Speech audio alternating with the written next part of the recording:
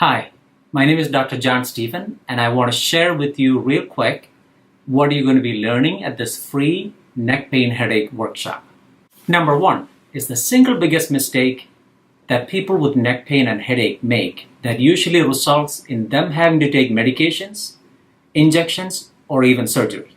The second thing that I'm going to teach you are the three common causes of neck pain or headache. Two of them are really common, but the third one is really sneaky and doesn't usually get treated by other providers, even though it can cause a lot of problems and pain. Number three is the top three things you can do to get rid of your neck pain or headache and get back to normal again.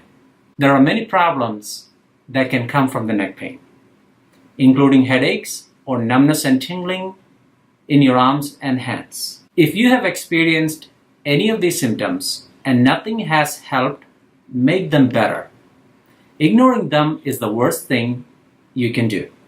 So click on the button on this page, the one that says Save My Free Seat.